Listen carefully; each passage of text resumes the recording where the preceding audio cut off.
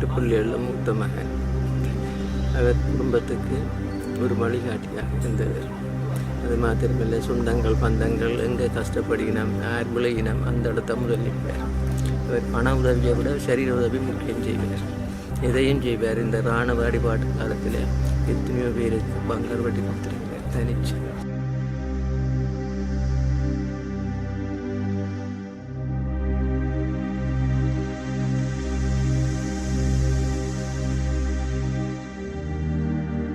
அவருடைய படத்தை பார்த்து பாருங்கள், எந்த நேரம் ஒரு சிமாட்டான ஒரு ஆசிரியராகத்தான் தோற்றமளிப்பார். எந்த நேரத்திலையும் ஒரு கசங்கின ஷர்ட்டோ அல்லது கசங்கின ஜீன்ஸ் கொடுத்து ஷர்ட் போட்டிருக்க மாட்டேன். எந்த நேரம் அயன் பண்ணி டிஷர்ட் போட்டதை நான் எந்த கண்ணால் இன்னும் காணையில்.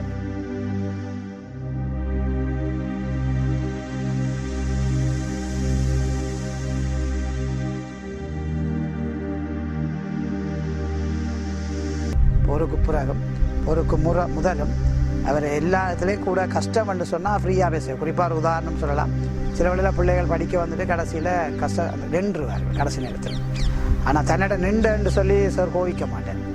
அது பிறகு என்ன செய்வார்ண்டா, கட்டிக்கார பிள்ளைகளை கொஞ்சம் குறைஞ்ச பிள்ளைகளுக்கு தன்னை நோட்ஸுகளை போட்டோவை பண்ணிக்கொண்டே வீட்டை தேடிக்கொண்டே கொடுப்பார். இப்போ உதாரணத்துக்கு நான் கூட அப்படி செய்ய மாட்டேன். அப்போ நான் நின்றுட்டேன்னா எனக்கு ஒரு சின்ன கோபம் கவலையும் பெறும். ஏன்னா 2 வருஷமாக படிப்பிச்ச பிள்ளை நின்றுட்டு. ஆனால் சார் அதை யோசிக்காமல் கொஞ்ச நேரம் கோவப்படுவார், சொல்லுவார், என்னோட சொல்லி கவலைப்படுவார். இப்படியெல்லாம் படிப்பிச்சு விடனா, ஃபவுண்டேஷன் போட்டு விடனா, அப்படியே நின்றுட்டு அதோட அந்த சாப்டர் நான் முடிச்சிடுவேன்.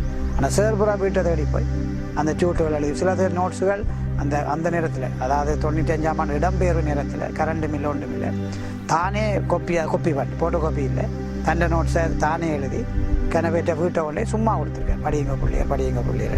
அதில் தான் அவர் கடைசி வரை நீங்கள் அறிந்திருக்கிறபடி நல்ல ஒரு ஆளாக, எல்லாராலும் விரும்பப்படத்தக்க ஒரு ஆளாக இருந்தார். 2010ஆம் ஆண்டில் ஏற்பாடு செய்யப்பட்ட ஒரு கல்வி கருத்தரங்கிற்காக யாழ்ப்பாணத்தில் இருந்து தன்னுடைய சொந்த செலவிலே முல்லைத்தீவு ஒட்டுச்சுட்டானுக்கு வந்து அந்த கருத்தரங்கிலே கலந்து கொண்டிருந்த அந்த வணிகத்துறை மாணவர்களுக்கு அவர் ஒரு ஒரு பரீட்சை காப்போத்தா உயர்தரத்துக்கு தயார்படுத்துகின்ற ஒரு பரீட்சை வழிகாட்டி கருத்தரங்க ஒன்றை நடாத்தியிருந்தார். உண்மையில் ஒரு வார காலமாக அவர் தொடர்ச்சியாக வந்து அந்த பணியை ஆற்றி அந்த பிள்ளைகளுக்கு மிகப்பெரிய ஒரு உதவியை செய்திருந்தார். அதில் 2 விடயங்கள். ஒன்று பிள்ளைகளுடைய கல்வி, 2வது வன்னி மண்ணின் மீது அவர் கொண்டிருக்கின்ற அந்த பற்று, 3வது அந்த போராட்டத்தின் மீது அவர் கொண்டிருந்த பற்று. இந்த 3 காரணங்களுக்காகவும் தான் உண்மையில் அவர் தன்னுடைய சொந்த செலவிலேயே அங்கே வந்து எந்த விதமான கட்டணங்களும் மறவிடாமல் இலவசமாக அந்த கல்வி கருத்தரங்கினை நடாத்தி உதவி செய்திருந்தார்.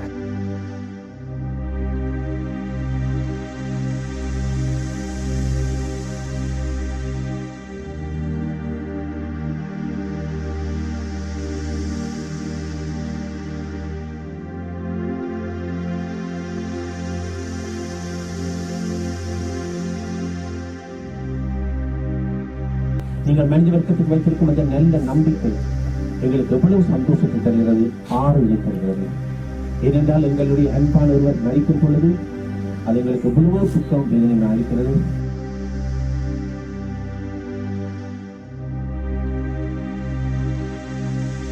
என் குடும்பத்தில் முக்கியமான சம்பவம் அது என்னன்னு சொல்லணும்.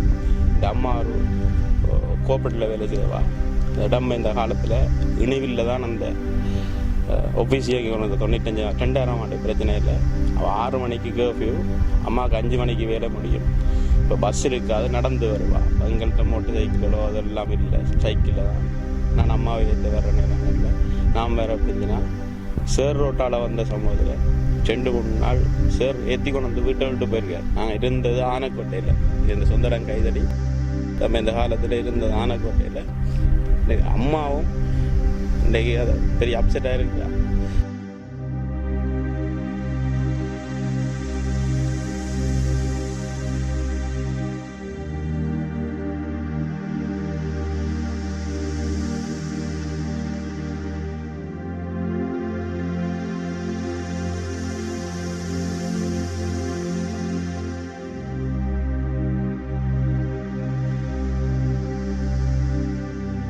ஆறு மாதத்தில் சரிட்ட படிக்கணுமென்ற நல்ல வந்தனால் சரி எப்பயுமே ஒன்று ஃபுல் ஸ்லீவ் இல்லாட்டி ஹாஃப் ஸ்லீவ் போட்டு செட்டெல்லாம் இன் பண்ணி உள்ளுக்கு விட்டு ஒரு ஒரு ஜென்ரல் மேனை தான் சார் கிளாஸுக்கு வருவார். வந்த உடனே மோட்டர் சைக்கிளில் நாங்கள் கேட்டு என்ட்ரன்ஸுக்கு நாங்கள் வெளியில் நிற்போம். சார் வேறு உள்ளுக்கு போயிட்டு கேட்க சார் உடனே ட்ரூன்ற சத்தத்தோட மோட்டர் சைக்கிளை கொண்டு வந்து உள்ளுக்கு விடுவேன். டிஎம்ஏ வாசலுக்குள்ளே விட்டு அந்த சைடில் உள்ளுக்கு எந்த பண்ணி விட்டுட்டு உடனே வந்து ஹாய் பிள்ளைகளே ரைட் நாங்கள் படிப்போம் ரெண்டு இப்படி உடனே ஸ்டார்ட் பண்ணுவார். ஸ்டார்ட் பண்ணிவிட்டு அவருடைய கற்பித்தல் முறை தான் என்ன ஒரு இன்ட்ரெஸ்ட் என்று சொன்னால் அவர் பல மொழியில் பல குரலில் தான் அவர் காய்ச்சி கொள்வார். ஒரு இடத்துல ஒரே குரலில் மட்டுமே தன்னுடைய பாடத்தை ஒரு நாளுமே படிப்பதில்லை என்று சொன்னால் அவர் தனக்கு ஏற்ற முறையில் அந்த வணிகத்தை இரண்டாவது நோட்ஸ் பாடம் மட்டும் அடிக்கடி இல்லைன்னு சொல்லிக்கணும் அலுப்படிக்கும் ஆனால் சார் ஒரு இன்ட்ரெஸ்ட்டாக கொண்டு போகிறேன்னு சொன்னால் பவுடி விடுறதை நான் சொல்லலை. அவர் அந்த பாடம் சம்பந்தமாக தன்னால் என்னென்ன குரலை மாற்றி எப்படி கதைச்சி அந்த பாடத்தை பிள்ளைகளுக்குள்ளே உள்வாங்க முடியுமோ ஊட்ட முடியுமோ அப்படி தான் ஊட்டியிருக்கிறார்.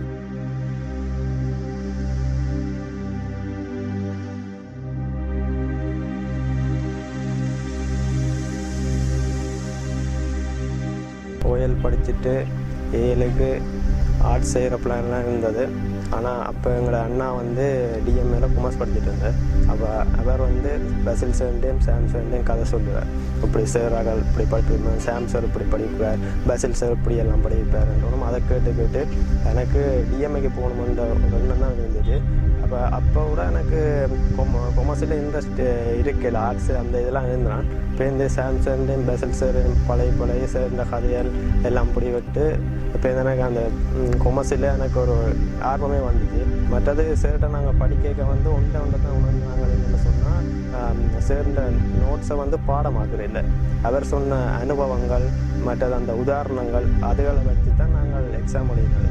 அவர் வந்து எப்போதுமே எல்லோரும் ஹெல்ப் பண்ணணுமென்ற ஒரு மனம் இருக்குது. எனக்கு வேறு சில பிரச்சனைகள் வரைகளை கூட அவரோட சில விஷயங்களை நான் டிஸ்கஸ் பண்ணுவேன். அதுக்கு இப்படி செய்யலாம்னு சொல்லி ஐடியாவும் தருவார். அவருடைய சுபாவமே வந்து அந்த நேர்மையாக தான் இதையும் செய்யணும்னு யோசிப்பார். எப்போவுமே நாங்கள் அவரை இணைச்சி கொண்டு தான் இருப்போம். அவரை இழந்துன்ற ஒரு பெரிய ஒரு கஷ்டமான விஷயம். சாம்சர் சொன்ன மாதிரி அவற்றை இடத்தை நிரப்ப யாராலுமே இயலாது.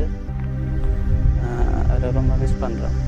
இடைநடுவிலே எங்களை விட்டு பிரிந்திருக்கிற இவற்றை பிரிவு இந்த யாழ் மாவட்டத்தும் சரி, கிழக்கு மாகாணம் சரி, வட மாகாணம் சரி ஒரு பேரிழப்பு. இந்த இழப்பை நிவர்த்தி செய்கிறதுக்கு யாராலும் முடியாது என்று தான் நான் சொல்ல வேண்டும்.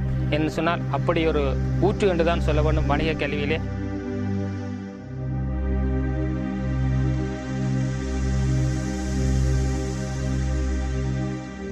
இன்றைக்கு ஒரு ஜட்ஜி வந்து ஒரு போலீஸும் வந்து நான் என்னென்று பயந்து அந்த ஜட்ஜை போய் என்ன ஏன்னு கேட்டால் நான் ஒரு ஜட்ஜாக ஆனால் இவர்கிட்ட ஸ்டூடெண்ட். நான் வந்து யாழ்ப்பாணத்துக்கு ஒரு 15-20 நாள் இவரை சந்திக்க வேண்டியிருந்தேன். ஆனால் பேப்பரில் வந்துட்டு இருந்து என்ன கட்டிப்பிடிச்சி அப்படியே பெருமையாக இருந்தேன். ஆனால் இது ஒன்றும் எங்களுக்கு அவர் சொல்கிறேன், தன்னை பெருமையாக காட்டுறேன், எப்பவும் தாழ்மையாக தான் காட்டுவேன். அப்படியே நல்ல குணங்கள் செய்கிறது.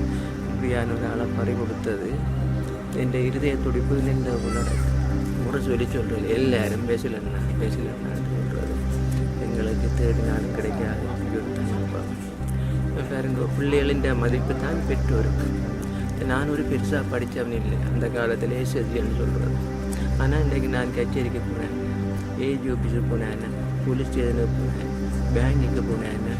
பஸ்ஸில் அப்பாண்டு தெரிஞ்சோன்னா விளம்பி நின்று நீங்கள் பஸ்ஸில் சேர்ந்தே அப்பாவா 2 சொல்லி எனக்கு டீ தந்து கதைச்சி கை கொடுத்து தண்டேக்கு நானும் அவர்கிட்ட தன்மானதை காகக்கூடிய மாதிரி வெளியில் போனால் எப்போவும் நான் நல்ல மாதிரி தான் போகிறேன்.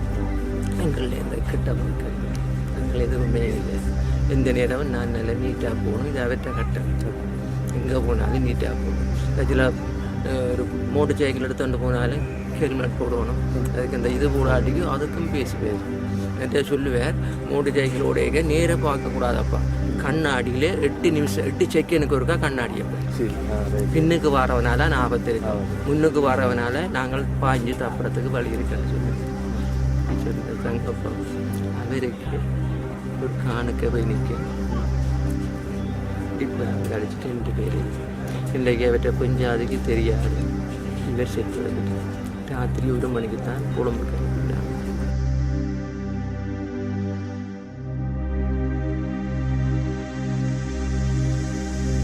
வடமாகாணத்துக்கே பேரிய இழப்பு.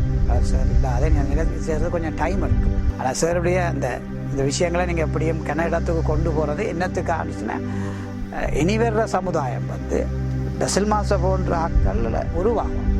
இப்போ கொஞ்சம் பிரச்சனையாக இருக்குது யாழ்ப்பாணம். உதாரணத்துக்கு நான் சின்ன இன்சிடென்ட் சொல்லலாம். நீங்கள் உதாரணத்துக்கு வரதரா மாஸ்டர் எக்கானமிஸ்டில் வெரி ஃபேமஸ். அவர் கேன்சர் கண்டுபிடிக்கிறது முதல் செக்கிங்கு நோர்தர்ன் ஹாஸ்பிட்டலில் இருக்க கண்டுட்டேன். கதை கேட்க சொன்னார், சாம் எனக்கு கேன்சர் போல் இருக்குது, செக் பண்ணுறாங்க, அதை பற்றி பிரச்சனை இல்லை. நான் என்னோட டியூட்டர் உரையாடல் போய் அவர் எனக்கு சொன்ன வசனம், சாம் நான் எப்போ தெரியாது, அடுத்தது பெசில் இருக்கிறார், அதே பழைய டீச்சர்ஸ், மற்றது நீங்கள் இருக்கிறீங்க. ஆனால் இந்த 3 பேரும் டியூஷன் ஃபீல்டு டவுனுக்கே இல்லாமல் போயிருக்க கொஞ்சம் கஷ்டமான சூழ்நிலை உருவாகும். ஏனென்னா இப்போத்த டீச்சர்ஸ் மாணவர்களுடன் அந்த மிக நெருக்கமாக மச்சான் என்று பழகிறார்கள். இது ஒரு நல்ல எதிர்காலம் அல்ல என்று அவர் இப்போ சொன்னவர். இது எங்களை விளம்பரப்படுத்துகிற நோக்கம் அல்ல. ஆனால் ஜஜாப் வரதராய மாஸ்டர் உயிரோட நீங்கள் கேட்குறதுக்கு அதே நேரம் பெசில் மாஸ்டர்னா அது பண்ணேன். பெசில் மாஸ்டர் இன்னும் செய்யலாம் சார் மாஸ்டர், இதை கொஞ்சம் கஷ்டம் தான் சார், ஆனால் ட்ரை பண்ணோம். வெயிலுமானவரே எங்கள்கிட்ட வராங்க, ட்ரை பண்ண சாரும் கடைசியிலே ட்ரை பண்ணுவேன், நானும் ட்ரை பண்ணுவேன். அப்போ யாழ்ப்பாணத்தை பொறுத்தவரையும் இப்போ மாணவர்களுடைய அந்த நடத்தை பாங்குகள் மாற்றியமைக்கப்பட வேண்டும். அது போருக்கு பிறகு எல்லா இடத்துலையுமே அது அப்படி நடக்கிறது வளமை. ஆனால் ஒரு நோமலுக்கு வரும். அந்த நோமலுக்கு விலைக்கு இருக்கிற டீச்சர்ஸ் பெசில் மாஸ்டர் போன்ற தன்மையுடன் இருந்தால்தான் அவர்களை கொண்டு போகலாம் படிப்பார். இல்லையண்டா மீண்டும் இப்படியான பிரச்சனைகள், இப்படியான குழப்படிகள், ரிசல்ட்ஸ் வீழ்ச்சி வரும். ஒரு விஷயத்தை மட்டும் நான் சொல்கிறேன். சாராய விற்பனையில் யாழ்ப்பாணம் முதலிடம், ஆனால் கல்வியில் கடைசி இடம். ஆனால் முந்தி மாறி இருந்தது. கல்வியில் முதலிடம், சாராய விற்பனையில் கடைசி இடம். அதுக்கு காரணம் ஒன்றுக்கு பனங்கல்லுகள் அதுகளை குடித்துக்கொள்வது, அது பெரிய பாதிப்பு இல்லை. ஆனால் இப்போ எங்களோட காசு முழுக்களும் இங்கே இருந்து தென்பகுதியை நோக்கி போவது சாராய விற்பனையால். அடுத்தது அதுக்கு நான் சின்ன உதாரணத்தில் எல்லாம் யாழ்ப்பாணம் போர் முடிந்த உடனே துரையப்பா ஸ்டேடியத்தில் ஒரு ப்ரோக்ராம் நடத்தப்பட்டது. என்னுடைய கருத்தின்படி ஒரு இராணுவத்தால் நடத்தப்பட்டனா கருத்து. அதுக்குரிய பேர் பூத்துடும் பனந்தோப்பு. ஆனால் அந்த ப்ரோக்ராமில் பியர் போத்தல்கள் இலவசமாக நடத்தப்பட்டது. மாணவர்கள் குடித்து விட்டு அப்புறம் அதுக்கு அந்த போத்தலுக்கே ஜூரின் பாஸ் பண்ணி மேலே எறிந்து பள்ளிகளுக்கு மேலே உடைச்சு தலையிலெல்லாம் விழுந்த இன்னொரு ப்ரோக்ராம் அடுத்த மாதம் நடந்த ப்ரோக்ராமில் அந்த வாத்துக்கு அந்த இதறுகிற களத்துக்கு அதை எறிந்து போட்டு அதுக்கு ப்ரைஸ் கொடுக்கப்பட்டது பியர்.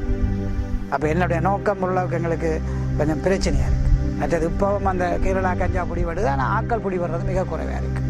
அப்போ எல்லா வகையாலையும் யாழ்ப்பாணத்தை பிள்ளையாக காட்டப்படுது.